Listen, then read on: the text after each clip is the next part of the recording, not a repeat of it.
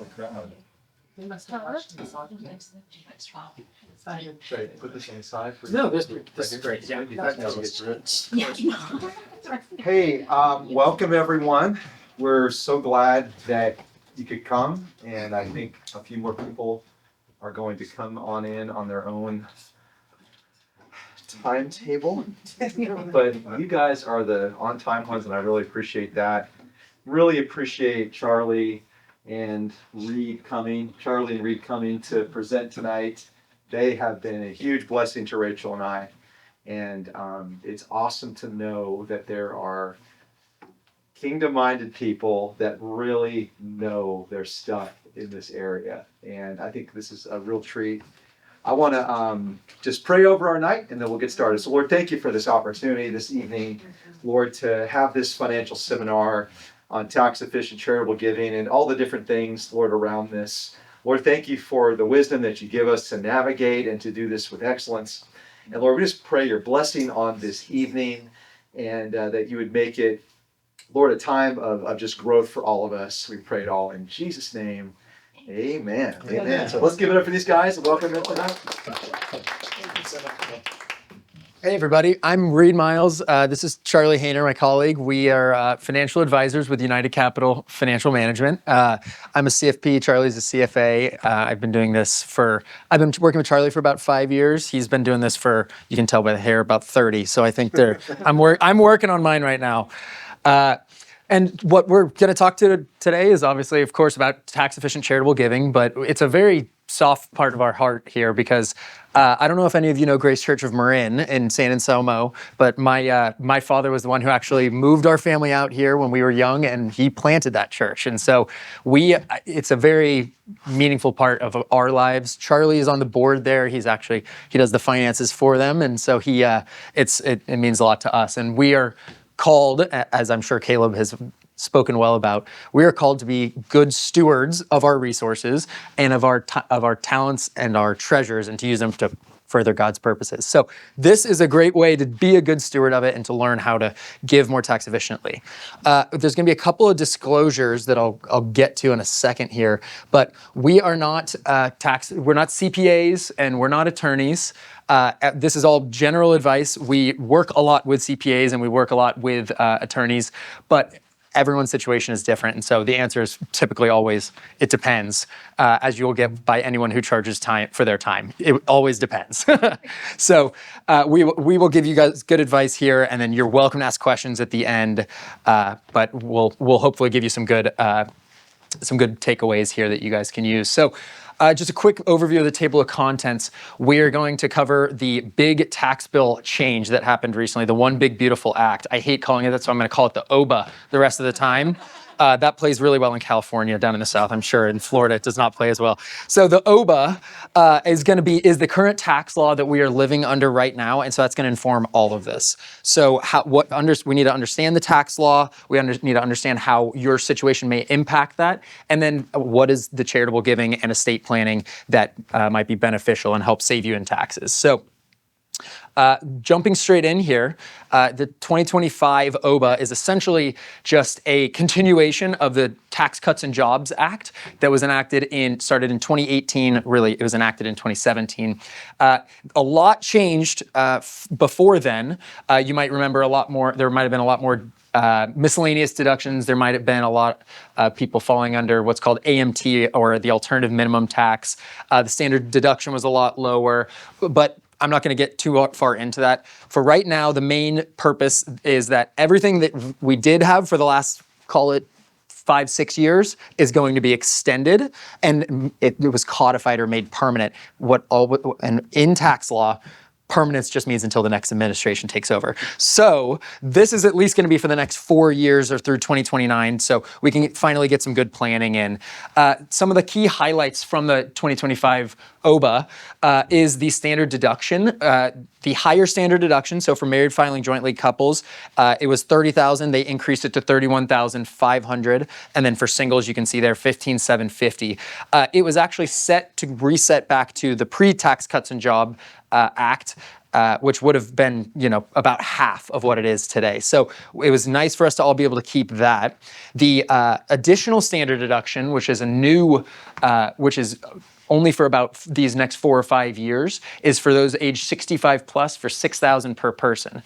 This is what you hear when you hear Trump say that there's no tax on Social Security. So I'm sure some of you might have that question later. That does not actually exist. They can't just say only Social Security does not get taxed. This is how they do that. He was just referencing a study in which the majority of people who receive Social Security would not have to pay tax because of this additional standard deduction. So we'll go into a little bit more detail soon, but as with all of these, there are phase outs. So it's really important to track what your AGI or your adjusted gross income, or kind of your net income, is going to be kind of these different hurdle rates or where you see things start to phase out. So understanding how to forecast what your income and what your deductions might look like is going to be the real key here, and that's what we do a lot of in our practice.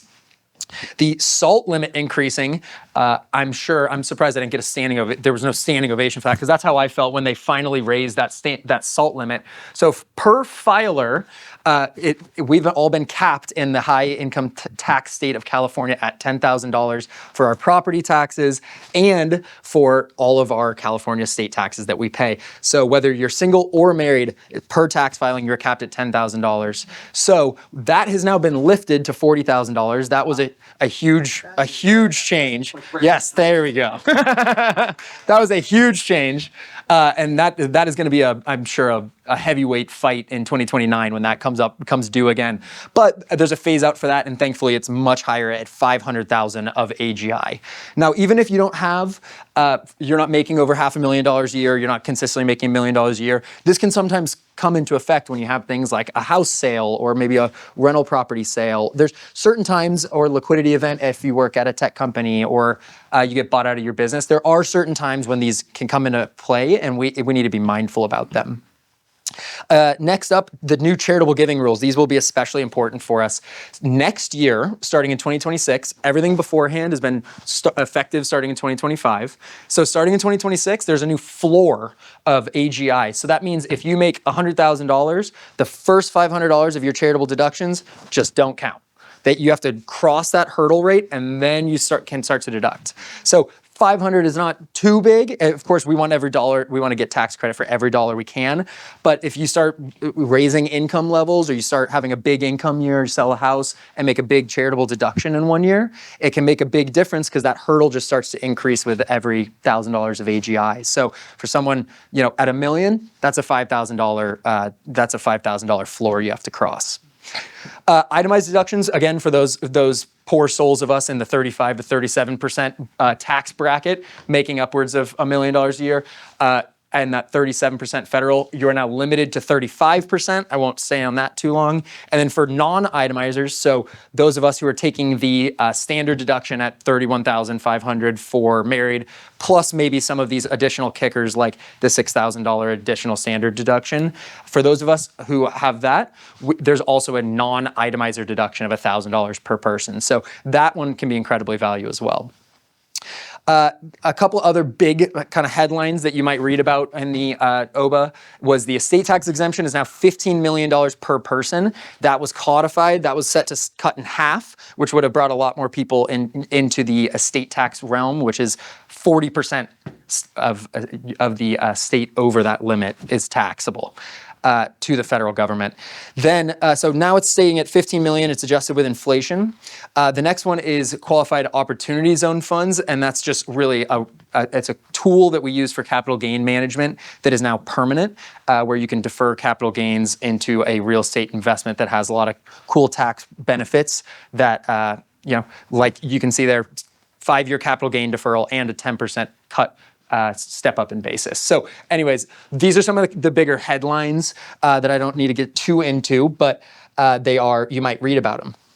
So this slide here is going to be a quick summary of the progressive tax system that we find ourselves in. So you'll notice that we go through the 10% bracket of ordinary income into the 12, into the 22, into the 24, and I'm now noticing some of the things that were cut out with the Keynote formatting versus PowerPoint. So I'll just speak to them as you go forward. So you start here. No worries. So 10% here, 12%, you go into the 24, maybe into the 32. And I wonder if you just stay on the higher view, if you might be able to see it better. If I can just do this out of. Oh, yeah, we can just do that probably and maybe blow it up a little bit. This is inside of Google. Does it have the right numbers there? Yes, it does. And maybe if you expand it, we'll hit that little green button up in the top corner and just make it the whole screen. There we go. That works better. Still kind of wonky on the formatting, sorry. Yeah, no worries. I don't even know how to like. Just the arrow, the down arrow here. No, it's not displaying right now. It's just like preview mode. It's slideshow. How about the top right? Top right slideshow. Thank you. There we go. All right. So, thank you, Caleb. So as we start going up the brackets here, you start with the 10%, you go into the 12, the 22, the 24, and so forth, up to the 35, and then ultimately the 37. Qualified income, which is qualified dividends, long-term capital gains, like the sale of a house, like the sale of stock you've owned for 10 or for 2 years, for a year. That falls into a separate type of income that actually sits on top of ordinary income. So if you have a year where you have no ordinary income, but you sell a house and all of it is long-term capital gain, you might think, well, I had a $2 million gain on my house because I bought it for $50,000 and a nickel back in 1975, and now it's worth $5 million, and I'm selling it and moving on. Well, you might think that your income is in that 35% bracket, but really you're only at the 15 or 20% rate that you're deferring at. So if you're giving charitably, it's always important to understand what your marginal tax rate is, which is the dollar at which, or the rate at which every additional dollar you're deferring of income. So the California rates on the side there too, is you'll see 9.3% for almost everyone, and then it jumps up to about 10.3%. So the additional standard deduction, and this one is really more to highlight as well the full kind of how the standard deduction works. As I mentioned, $15,750 for single, $31,500 for married filing jointly, and everyone gets that just for free. As long as you're breathing, you get that. If you're over 65, this one has existed previously, this light blue line here, which is $2,000 for single, and then for married filing jointly, $1,600 per person. That's the marriage tax for you. That's going to come up about 5 or 10 times throughout this, unfortunately. And then the additional standard deduction sits on top of all of that. So if you're over 65 and your income is below those phase-out ranges, you get another $6,000. So for a married filing jointly couple, where both spouses are age 65 plus, you have a standard deduction where you essentially start your income at negative $46,700.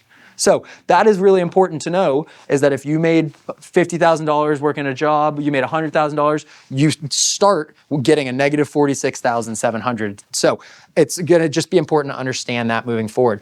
The other side of this is going to be the deductions. So the way in which, and I'll cover this in about 2 slides here, but this is the standard deduction that everyone gets, and you either take the higher of your itemized deductions as they all add up, or you're going to take the higher of that with a standard deduction. So understanding both your income and the deductions here is going to be important of which kind of deduction you are taking.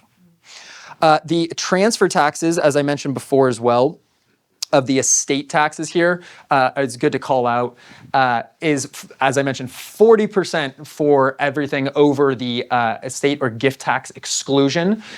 You'll see that there's a $19,000 annual gift exclusion. So that's what covers you giving gifts to your kids at Christmas. That's what covers maybe getting your kid a car that's worth $5,000 or something like that. But it's a really valuable tool in case you think you are going to be in that higher net worth where you might run into estate taxes. We have clients who are starting to take advantage of this now and just giving $19,000 a year to kids as one strategy to start getting money out of their estate, quote unquote.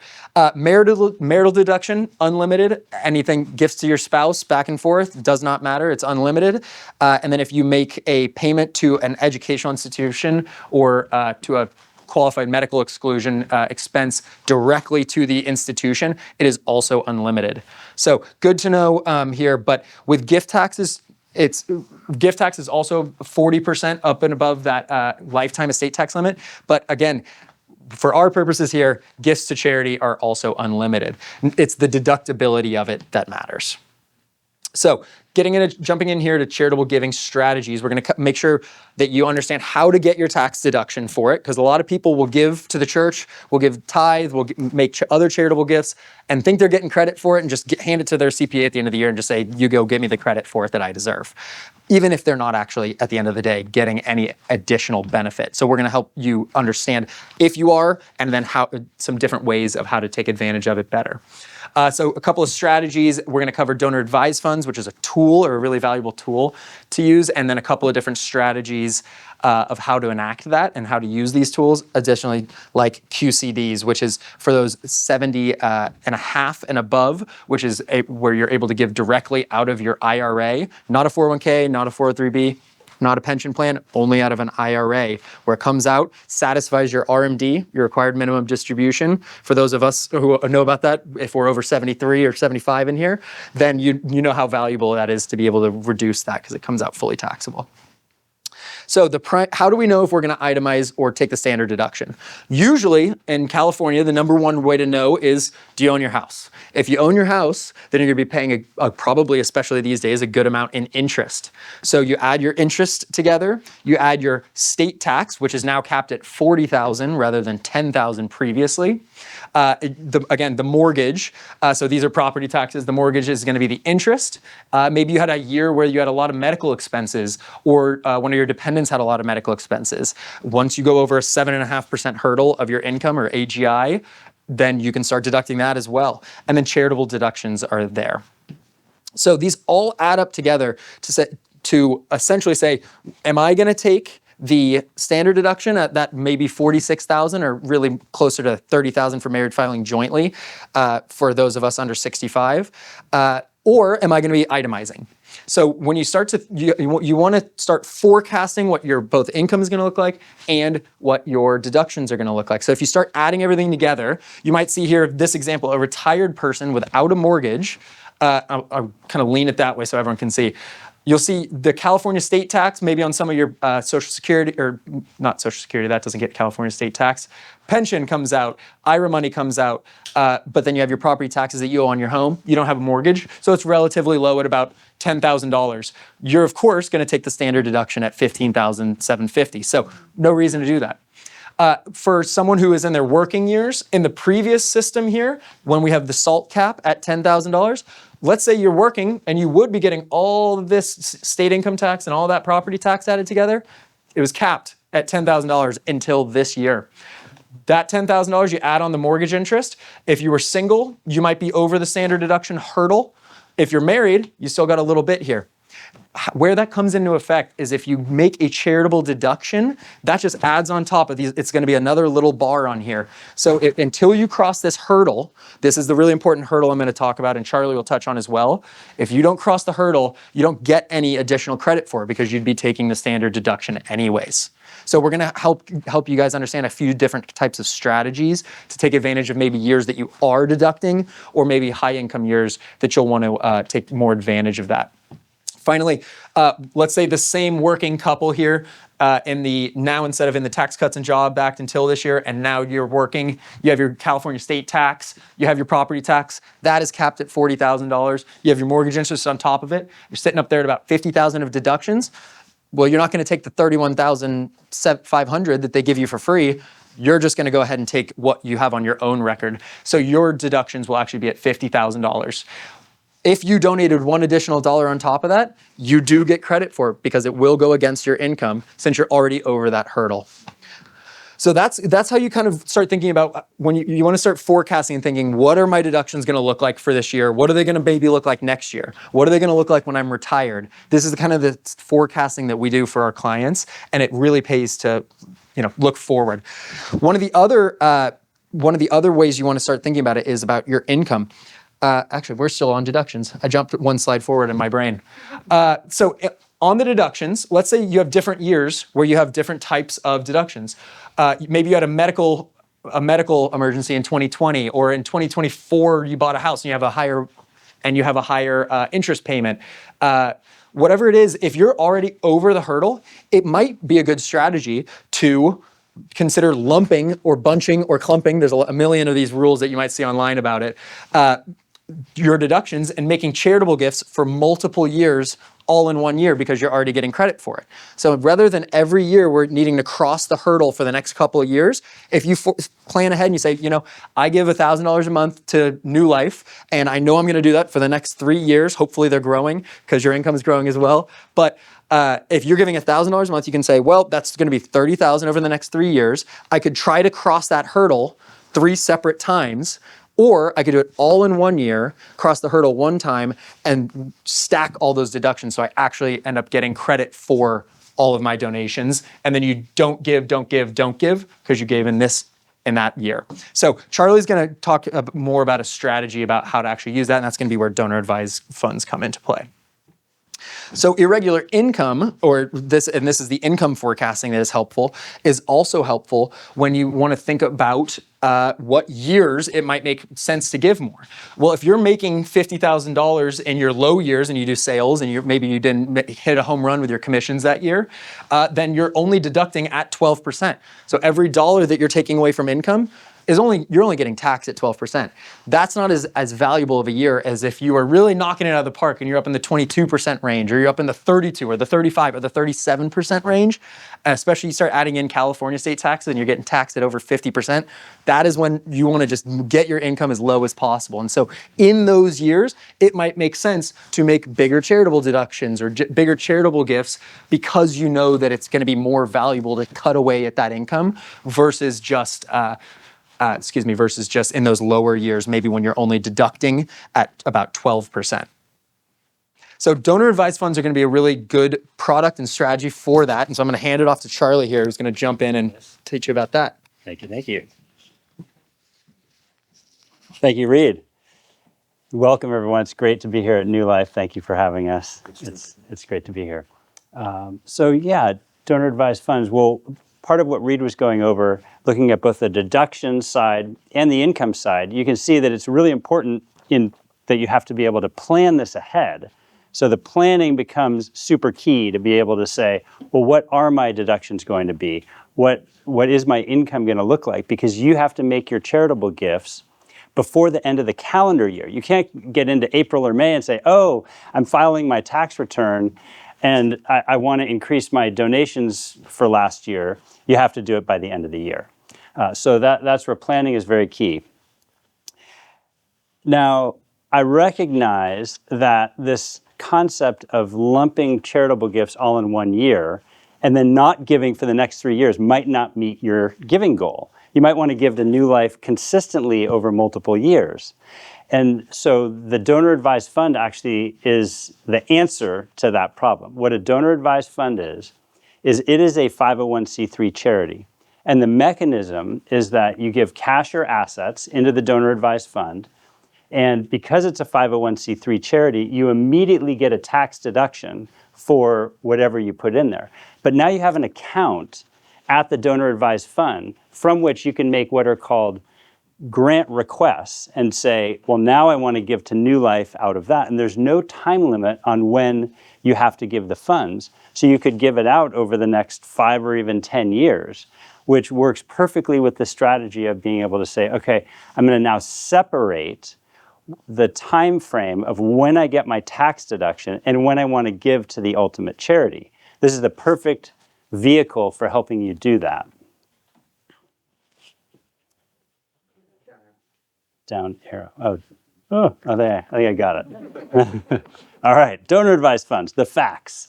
They are tax exempt 501c3 charities, as I mentioned.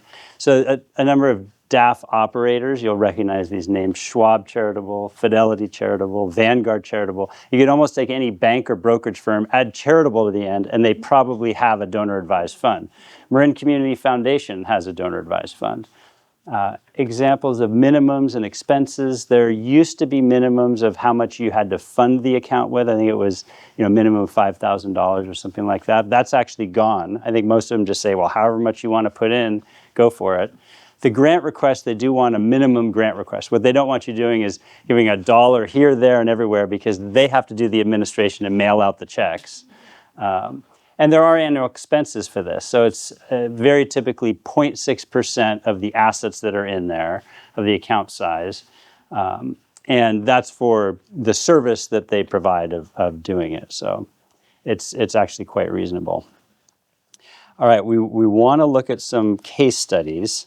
And the first one we're going to look at is donating appreciated securities.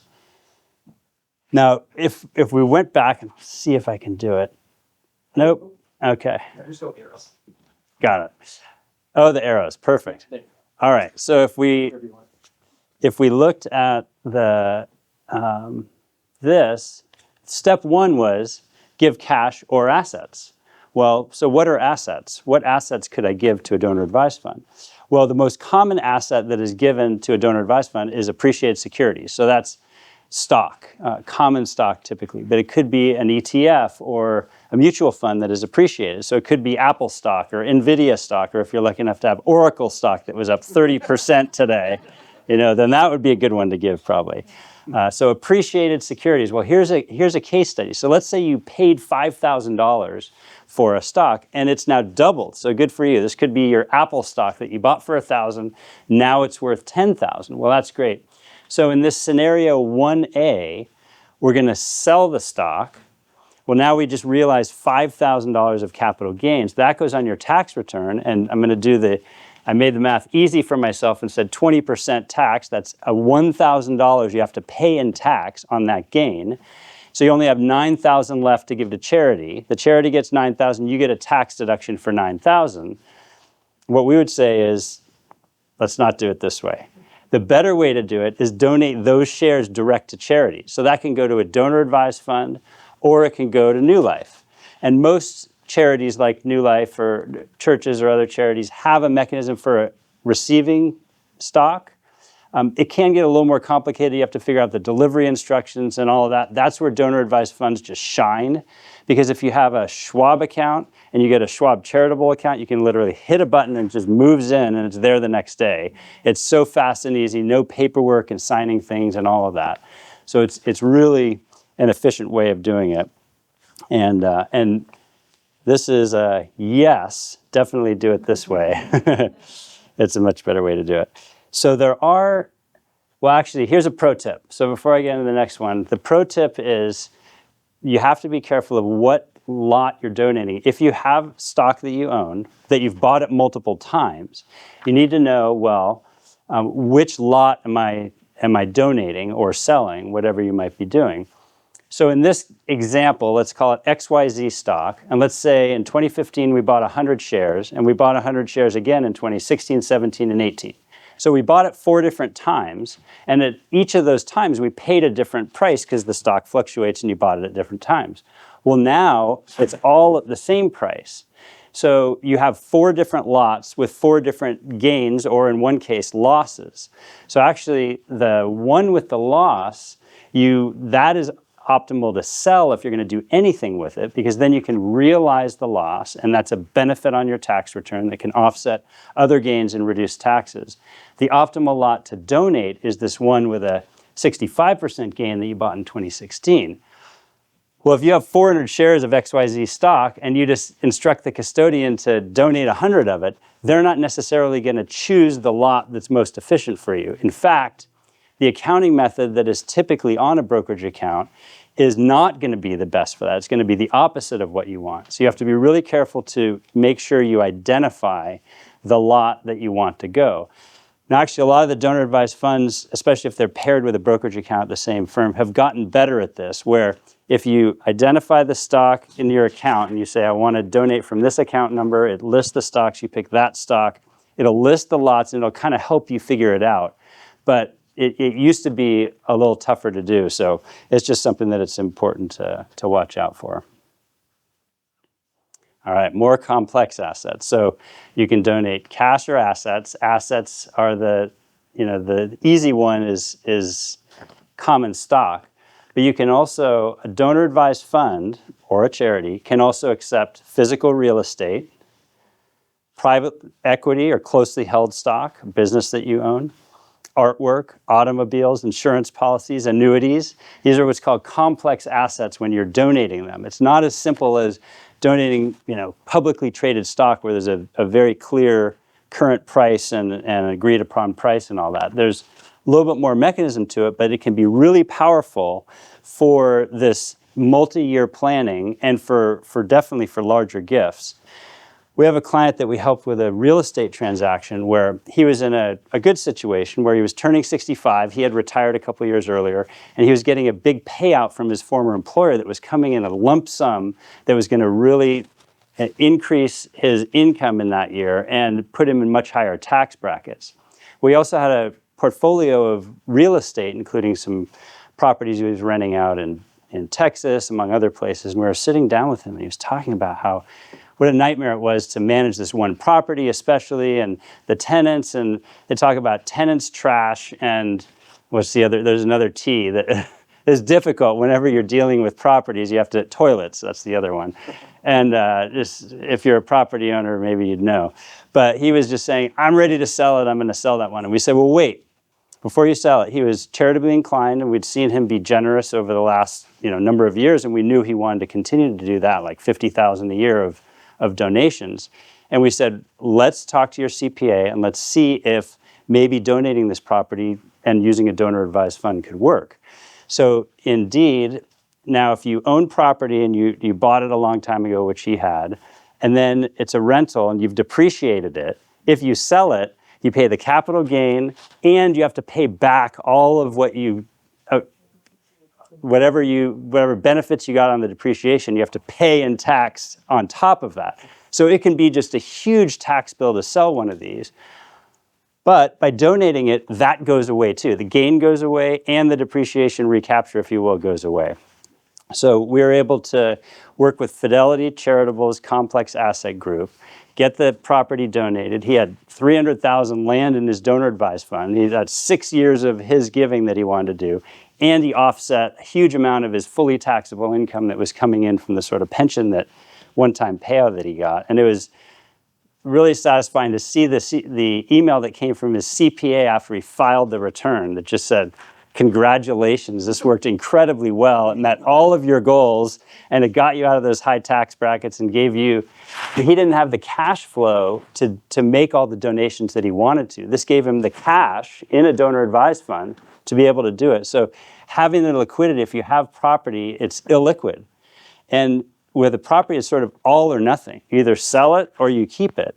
But this is a mechanism to say, oh, well, I can actually get a cash benefit for it, which is the tax deduction for donating it. And if I'm going to be generous anyway, it's a cash flow stream that can go to charity afterwards. So while I'm on real estate, I'm going to mention a couple other things, because especially in California, but especially in Marin, real estate is a big asset. And for a lot of people, the home that they own is the biggest asset that they have. So we're going to talk about another strategy later that's also charitable, that can be done with an appreciated property, a rental property, which is a charitable remainder trust. This is a way to get a stream of income and leave a gift to charity at the end. There's also a charitable lead trust where the charity gets the payments and your heirs get a gift at the end, but you get an upfront tax deduction for it. And I've seen projections, because it's all based on actuarial tables, where if you outlive the actuarial tables, you can actually end up with more in your pocket than you would have had you hung on to the property, and charity gets something else at the end. So it's just a really, the government is encouraging you to do this with a big tax deduction. So it can work out really well. So anybody that owns rental property has probably heard of the 1031 exchange. This is where you swap one property into a like-kind other rental property and defer the gain indefinitely, or until you do something with that property. So another mechanism that is to do a second step with that, which is called a 721 exchange, which is an UPREIT.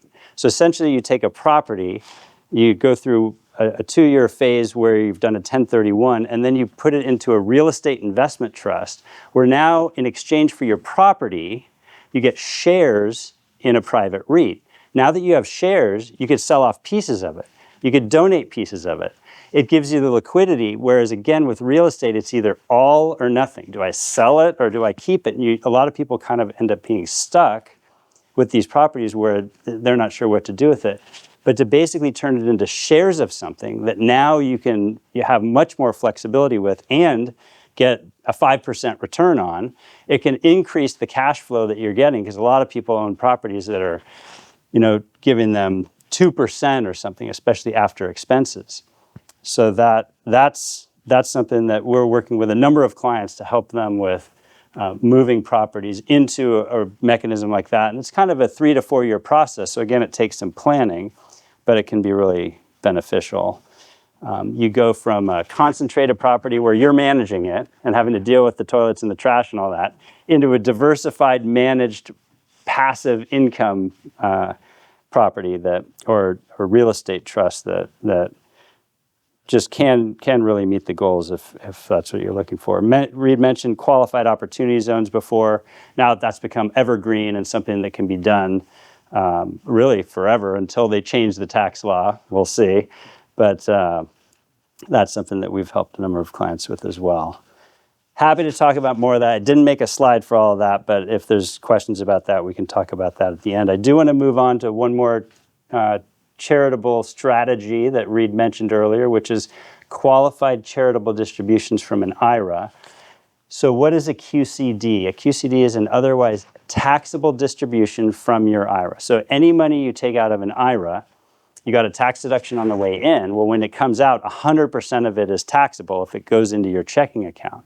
However, there's a provision that says if that gets paid directly to a charity, now again, you have to be over 70 and a half to do this, but if it gets paid directly to a qualified charity, and then it is not taxable, and in fact, it doesn't even show up on the tax return as income. So if you just took $10,000 out of an IRA, then that would show up on your tax return as $10,000 of income up in the top section. If you donate it direct to charity, it doesn't even show up on the tax return as income at all. So it actually lowers your adjusted gross income, which can be beneficial for getting you other credits and other things. So it kind of has ripple effects that are positive.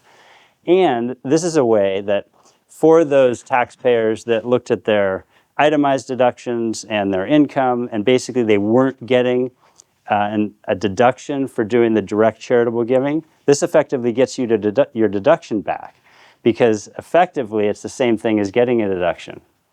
Now, it can satisfy some or all of your required minimum distribution, and it is limited to, it started at $100,000 a year, now it's limited to $108,000. It's gone up with inflation, $1,000 a year per individual. So it's a very powerful mechanism for charitable giving for someone in the situation that's 70 and a half and can do that. So real quick example of this. Looks going to look real similar to the one I did before, which was if you take the RMD, you pay tax $2,200, and then you'd have $7,800 left to donate to charity. We would say don't do it that way. Instead, give it direct to charity. Then the charity receives the full $10,000. You get effectively the deduction for the full $10,000, and it's a much better way to go. Clarify that real quick. Yeah. It's going straight there, so it's not taxed. And you also get a tax credit. So no, it's effectively the same as a tax deduction. You just didn't record the income in the first place. You do have to be careful because it does have to go direct to a charity, not a donor advised fund. So it would have to go direct to New Life. But the custodian has to mail the check directly, or however they do it electronically, or mail the check. Now, on the 1099-R that the custodian sends you at the end of the year, whatever you send out to charity will be included on there. But you have to remember to tell your CPA to mark it off, to subtract it on your return. So there is some mechanism to it, but it can be a good way to do it. And with that, I'm going to hand it back to Reid. Can I steal that Oh, yeah. from you? Go for it. All right, thank you. So the key to that is kind of what I was talking about before, is when you add up all your deductions, let's say that you add up all your deductions and it only adds up to $10,000, but you and your spouse would rather take the standard deduction at $30,500. Well, rather than taking the RMD, paying the tax, and then trying to take a deduction for it when you're still below the hurdle rate, that effectively gets you the deduction without actually having to itemize your deduction. So it works on both ways. One thing too here that I wanted to mention in this slide, the lowering your AGI is what I talked about with all those phase outs. That is what everything pegs towards, is when you start phasing in Social Security. So Social Security actually gets taxed at 50% is taxable, not at a 50% rate, but 50% of it's taxable, then 85% as your income goes up, as well as these other kickers, we like to call them, kind of like additional Medicare or increasing your Medicare additional premium rates. So there's all these little kickers because it's never politically advantageous to come out and say, we're gonna raise tax on you. They're just gonna lower phase outs and they're just gonna adjust all these things around. So being able to lower your AGI or lower your income is a really, really valuable strategy. So as Charlie mentioned with throughout all of this, our goal is never to tell you how much to give. It's never to tell you how to live your life, but we want to just tell you how to do it most efficiently. And so when we are able to kind of enter into an engagement like he was mentioning with that client of ours who gave the real estate, all we really had to do was look and say, hey, how about we move this one instead of just doing it from that bucket, and we move that bucket to this bucket. And you can there's a lot of really good ways. And my father actually worked at Wachovia before he started a church, and he was kind of in the securitization team. And in the world of the financial system that we live in now, if there's a way that you want to do something, there is a financial product or there is a way to do it. And I promise you that, because someone wants to get their 50 basis points off of it. So we're going to switch over to estate planning right now. We don't want to tell you how to live it, where to give your money, where to leave your money, but we want to tell you how to do it efficiently. So at a high level here, estate planning 101, like we're back in college here, we're going to take a base level course. There's 3 different types of ways that you can leave your assets. So there are documents that inform each of those. So documents that you have in place right now, that are then activated at death are like your will or retirement account beneficiary designation. So that's if you have an IRA, if you have a 401k and you say, I want to leave it to my spouse, I want to leave it to my kids.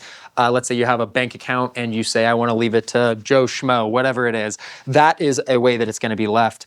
Documents that are then that are active while you're alive and after death is like a revocable living trust, and I'll get into a minute what type of law that goes under. And then finally, documents active only while you're alive are things like durable power of attorney for finances, or healthcare power of attorney. So these are kind of the documents that are important to make sure that you have set up so that everything goes the way you want. Now, the 3 types of law that I was just referencing, as I love to jump ahead in slides in my brain, are contract law, trust law, and probate law.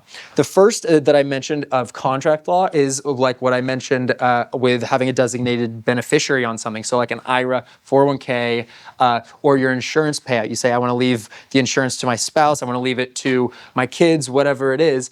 It's going to go, no matter what happens anywhere else, it's going to go by whatever that contract is, because that's a contract between you and Charles Schwab, you and Fidelity, you and whoever it is, the insurance company. They are going to give it no matter what you say in your will or in your trust.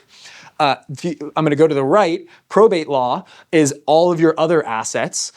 So like your bank account that might have, $10,000 in it, your car, the assets inside of your house, or the furniture, things like that. They go by what's called probate law, and that can be if you don't have anything else in place, it can be very expensive because California wants their cut, as always, with everything. There's a couple of famous examples. I think was it Michael Jackson's estate who I think he forgot to set up a trust or something, and California made it. It was a public hearing. Creditors are allowed to show up and demand money. It's expensive. California wants their cut. Lawyers get involved, and it's a lengthy process, and it takes time for the money to actually get to your heirs. So the in-between, if it's not contract law, that we always go for in California is trust law. So you'll see very commonly is that when people have a house or just people with assets set up what's called a revocable trust, and it basically just says, here's how I want my assets to pass, rather than whatever the government's rules are of how it wants it to pass. So if you pass away and you have a brokerage account at Schwab, or you have your house and all of it's in the name of the trust, all that the the recorder's office or whoever it is moving the assets. They look at the trust, they read it quickly with their lawyers, and then they say, great, we'll hand it over to your kids or to whoever you said. Whereas with probate law, you have to get court orders and things like that. So we want to avoid all of that. But these are kind of the different types of ways that assets pass. So a sample estate here, I'll just go quickly through it. Let's say this John and Jane donor have retirement accounts, IRAs, 401ks, they have a Roth, and then they have some trust assets like a brokerage account, checking and savings, personal residence, etc. And those are directed, again, as I mentioned before, this is all contract law here with a setup beneficiary designation, trust assets right here, where your house goes, where your brokerage account goes. But if your brokerage account says, give everything to my kids, and then this one says, give everything to my wife, it's kind of gonna flip around. Whatever is in the contract, it's gonna go where it goes. So it's important to make sure that those are set up correctly. So one thing that we always do with clients when we first engage them is we go through and just say, what does everything say it's gonna do? Because we wanna make sure you remember what it's gonna do. Some people have 401k that they left to their brother before they had kids, but now the brother's passed away and it's all a mess, and you just wanna make sure it's all gets set up quickly or correctly. So there's going to be another scenario, kind of like, again, Charlie's scenarios here that I want to walk you through, because each of these different types of assets carry their own tax differences. So, for example, when you die, anything in a trust, so like your house or taxable assets, a brokerage account, cash in your bank, it all gets stepped up to current fair market value. So in California, that happens on the death of the first spouse and on the death of the second spouse, because we live in a community property state. So let's say we're back on John and Jane Donor, and they have a $2 million trust. It was full of all that stock that Charlie was showing you that they were donating that whole time.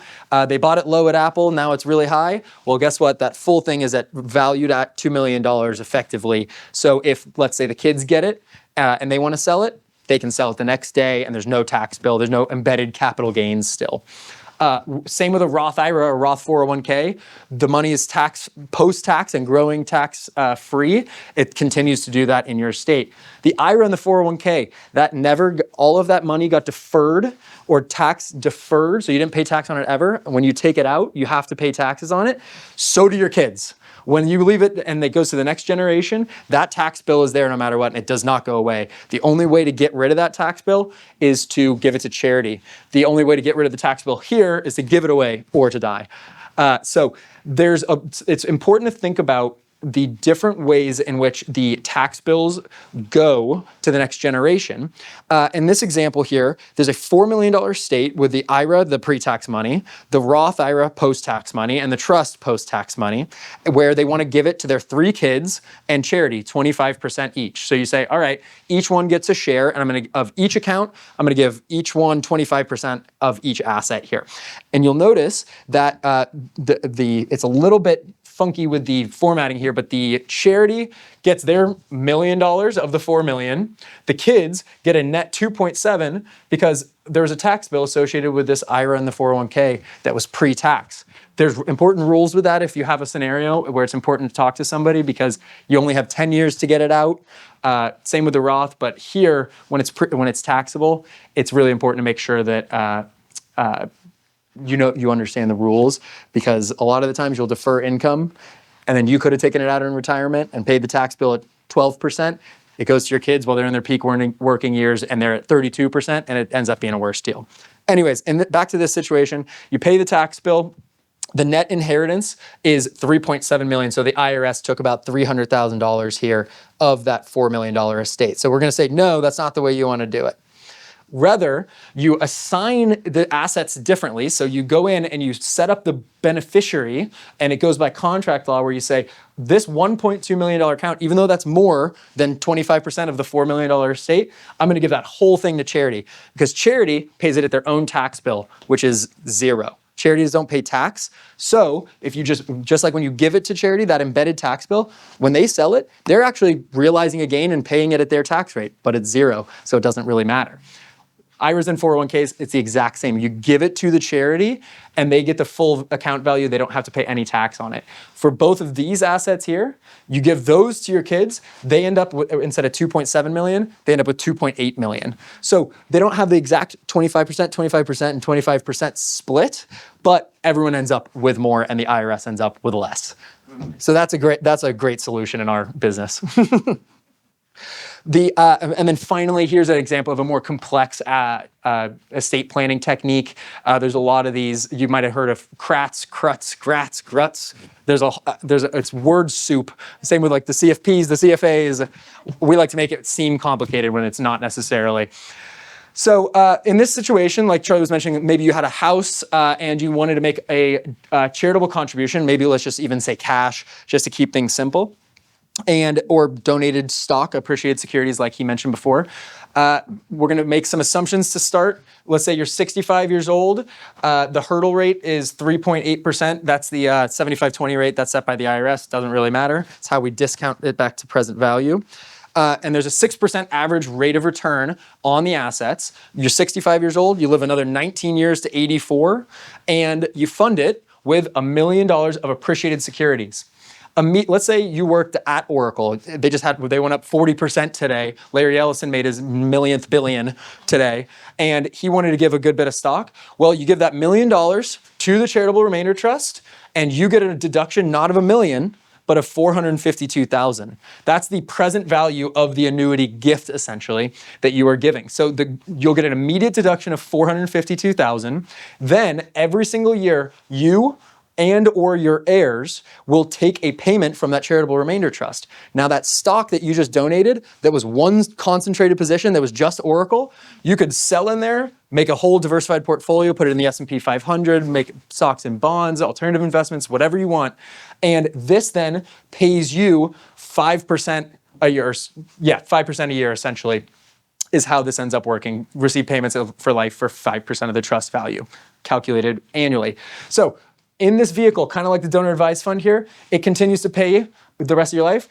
What's left at the remainder at your death, charity gets the rest. So in this particular example, where there's a 6% average rate of return for those 19 years, you got 5% a year. The total amount you got back, even though you gave $1 million, is $1.1 million in total cash flows back to you and your family.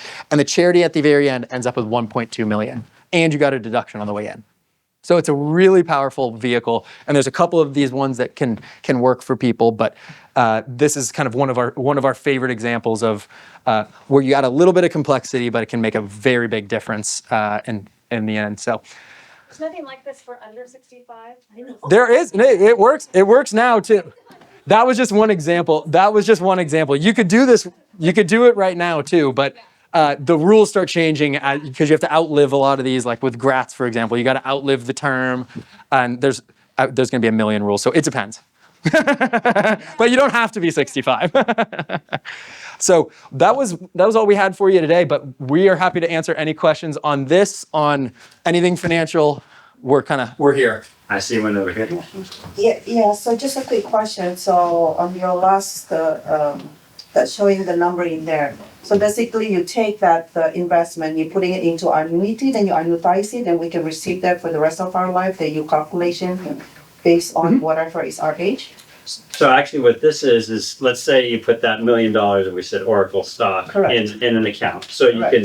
it would be sitting in a Schwab account. Correct. So you can diversify it however you want. Now what you do is every year you look at the statement on December 31st, you multiply that by 5%, and you pay that to yourself in that year. And then fast forward another year, you look at the year-end statement, you multiply it by 5, the value of the account by 5%, and you pay yourself that in the next year. So it's every year you recalculate the dollar amount that you're going to receive, but the percentage is always the same as long as you're alive. So you're not actually purchasing an annuity in there. You are effectively creating the annuity, but all an annuity is a promised stream of payments. So you're creating the bucket of money that the same way if you purchase an annuity, where you give money over to the insurance company, they're putting it in a bunch of bonds and things like that and sending it back to you. So it was an annual 6% rate of return assumed in that portfolio. Right. S&P 500 for the last 25 years has been about 10%. So let's say it's a mix of stocks and bonds and it's at 6% return and you end up getting 5% back a year. That's why there's more left over at the end and more that you actually ended up getting. And anything that we receive that we still pay taxes?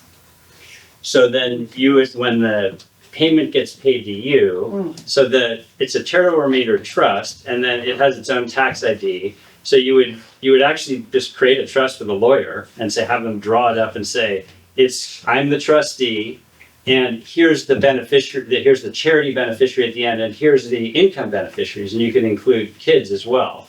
So you have a document that specifies exactly what happens. You're the trustee, and then in that, you specify that percentage and all of that.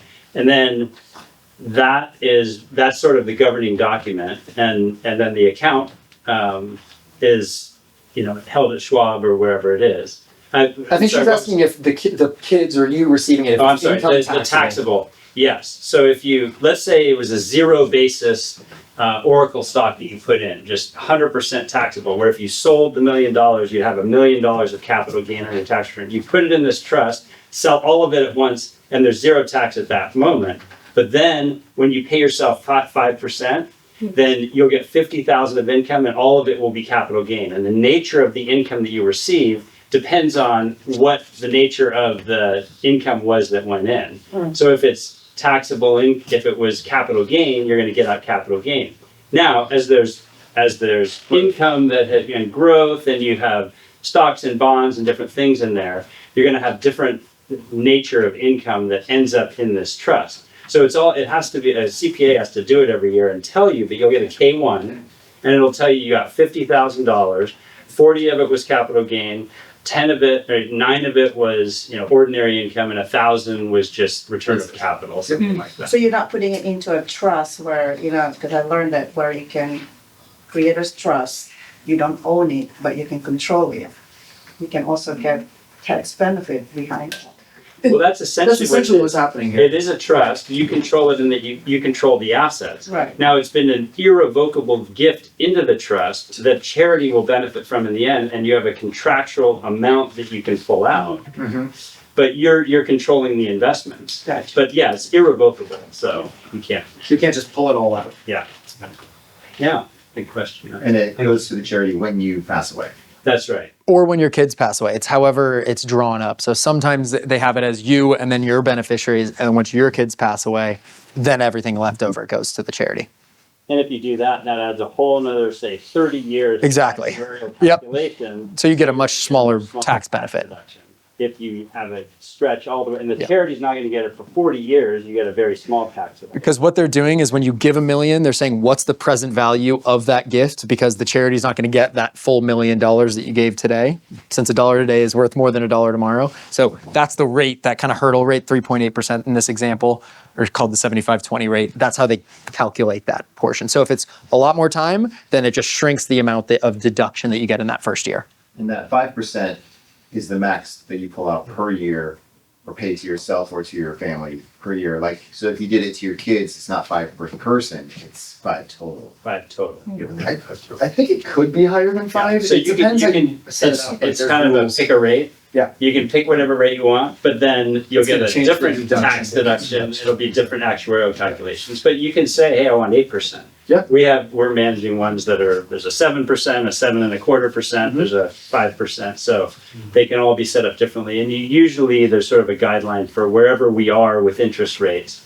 The lawyers and actuaries get together and say, well, this is sort of this is the sweet spot for your tax deduction and how much you get. So sorry, so in that trust, you invest it? And that also, you calculate it based on the age of the owner? Like how you distribute the money? Whoever it's going out to. So it doesn't matter how old they are, like that 5% that's going out every year. So if it's at $1 million at the beginning of year one, you're going to send 5% out of that, or $5,000 out to them year one. And then whatever amount in there embedded was taxable that went in goes out to them. So of that 5,000, as he was mentioning, some of that might be capital gain, some of it might be return to capital, some of it might be investment earnings. The next year, that's grown. It was down to 995,000. Market did well. You're at 110,000. What's 5% of that? You send it out to the kids. Part of that's taxable, and then it continues going every year. It's recalculated annually, always using the 5% rate. Correct. You just do it once a year, and then that determines how much you get paid for that entire calendar year, and then the next year you recalculate. So if the market goes down, your payment will go down the next year. If your investments drop, then you'll be getting less in dollars. You'll still be getting 5%, 5% of less, and then the opposite. If it goes up, you get more. So then it's important to decide, well, how should I invest that? And that depends on what you're trying to achieve with it. Yeah. Do people usually choose more than one charity? I just think like if there's a long time, like say a 40-year thing, some charities will no longer exist when it's all said and done. I mean, I don't know if you've run across that at all. Yes, What happens yeah, to them I've seen okay. one charity listed, I've seen multiple, I've seen it where the charity's listed and then the charity's not in existence when the person passed. Right. That's You can't name a donor advised fund too. Okay. And then the donor advised fund, if you'd want to have it in existence, but then you can name your kids as the successor donors on your donor advised fund, leave the this or your IRA or whatever it is to the donor advised fund, Yeah. and then that can be distributed according to your wishes. Okay. So- or however your kids decide. Okay, so it wouldn't like revert back to the family trust. It does have to go through a DFA. Okay. It doesn't have to go through a donor advised fund. It just has to it's irrevocably left to charity, but it's just in the future that the charity gets all of the assets or any of the assets in this example. Charlie also mentioned a charitable lead trust where the charity actually gets the money up front and then pays it back. Charities don't always love doing that, but some do, like the Princetons of the world will do that. So yeah, there's a couple of things there. So the charitable lead is actually one where then the charity gets the 5% and your kids get the balance. Yeah. I was But thinking of the, what you're yes. referring to is there are like New Life, you guys could set one up where you set up a charitable remainder trust. It's the New Life Charitable Remainder Trust. People would donate assets to that, and then you would manage the assets and pay out the 5%. So we have seen schools and other hospitals and things like that set up their own CRTs. So that way the individual who's making the donation doesn't have to hire a lawyer, draw up their own trust, all these things. And then the school or financial institution or charity, whatever that is, also then controls the assets, and it's kind of it can't be changed. I do think that's an important distinction though, because the charitable lead trust is the example that you use for the house, where let's say you sold your house and then it went into a portfolio and you wanted it to go to charity, but at the very end, you wanted whatever, after you pass away, you want your kids to actually end up with the real principal balance of that. That one would be the example, is the charity's getting an annuity stream the whole time, but at the end of your life, it reverts back to your kids or your beneficiaries. Again, there's a product for literally everything. Two sides of the same coin, and it all comes down to what are you trying to do? What are you trying to do? It all comes down Exactly. to what- and there's so many ways to do it, which is great. And there's a lot of vehicles that are out there. And then when the tax law changes, like it just did, it makes things more complicated. But if you understand it and know it, and look at that against your own situation, then you benefit from it. So, yeah. In the donor advised fund, I know it's a lot different than the CRT. The funds inside there, that once they're put into the donor advised fund, there's no investing that. You're not controlling any investments there, are you? Or you are? Yeah. Yes. So with, let's just take Schwab and Fidelity, they've got a menu of 8 different mutual funds you can choose from. So kind of like a 401k menu. So you can put it in all stocks, all bonds. Most of our clients just leave it in a money market or cash. Yeah. So it's earning 4% or whatever it is. So it's basically making up for the fees.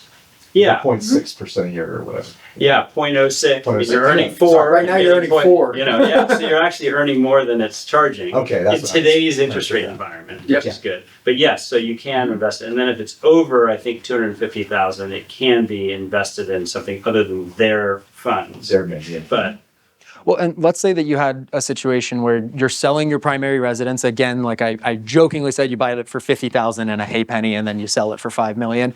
Whatever it is, at the end, you want to give some of that, that you could almost consider that income or something that you might want to tithe off of, like you do, maybe your 10% or however you do that based on your normal income. You might say, hey, I want to give some of this gain back to the church. You could do something like this where you say it might be too much money to give all in one year, or that you want to space it out to cover your giving for the next 5 or 10 years because you had one big income year. So it's really helpful to cut away at your AGI, and it's really helpful to deduct at a high level there. Then you can invest it within that donor advised fund and give out whenever you want over the next 10 years. So that's a way that you can continue to earn interest on it. And again, it's all just being good stewards of how we can use the funds that are ultimately going to go to charities. But how do we get the tax deduction today, and then how do we make the most out of it while it's in there?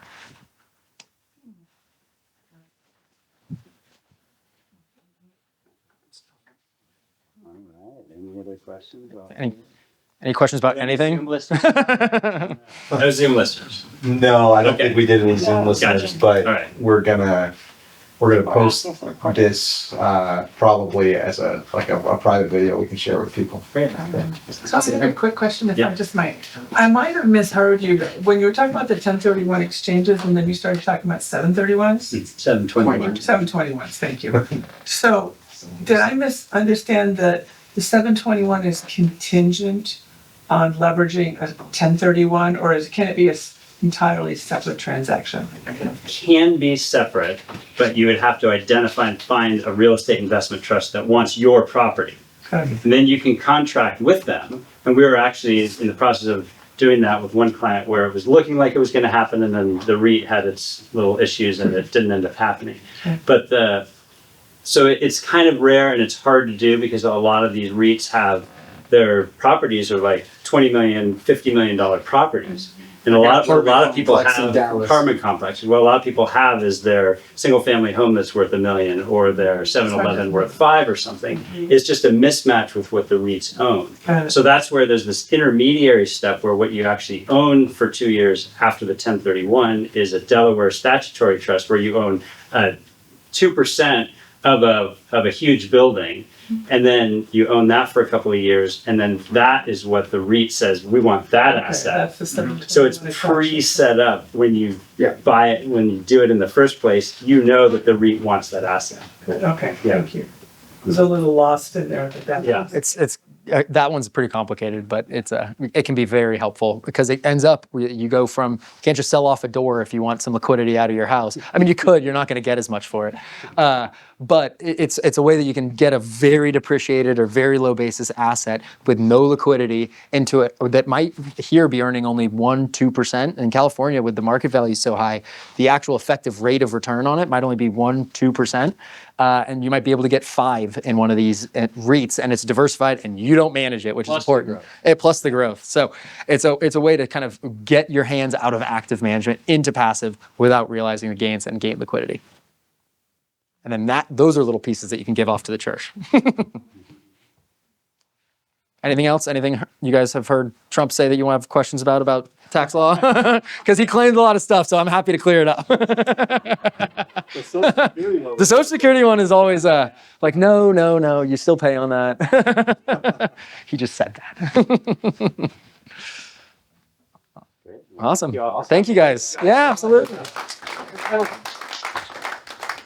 You guys have if anyone wanted to talk to you personally about anything else, just check. Yep, we have some cards, and we can make the slides available for anyone too who might want them, and I can give you a couple of cards here. Caleb has the slides. So. Yeah. Oh, yeah. Yes. Sure. That came with us. And with us. Yeah.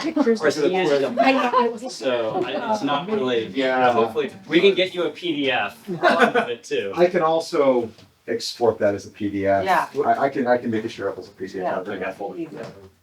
This was gonna actually be a pro-presenter downstairs, and it Would have worked. yeah, I'll put these cards right here in the back, if anyone wants to take, one of these cards from these guys, and, Thank you guys for having us. yeah, appreciate you all coming tonight, thanks for being here. I feel like that was like a really good, it had some basic things, and it's like, It's so awesome to learn and to grow and to like be equipped with these tools. Thanks for coming. God bless you guys. Have a great